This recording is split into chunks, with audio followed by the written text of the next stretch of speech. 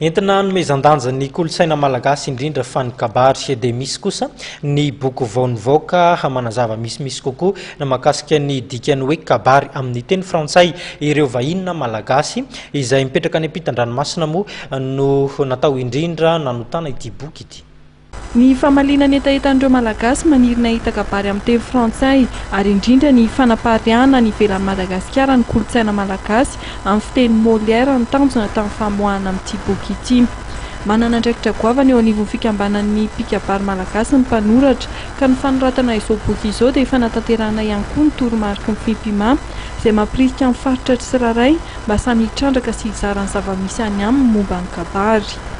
Boky kabary izay natao indrindra mba hanazavana amin'ny teny frantsay ny maha-izy azy ny kabary, ny karazana kabary, ny rafitra, arahana ohatra amin'ny teny malagasy, voadika amin'ny teny frantsay. Mirakitra ohabolana sy fomba fitenenana malagasy sy midikany amin'ny teny frantsay ihany koa ity boky ity. Ankoatra izay dia ahitana kabary amin'ny teny malagasy sy midika amin'ny frantsay ao anatiny, arahana santionana kabary amin'ny fotoana sy ny toerana samihafa.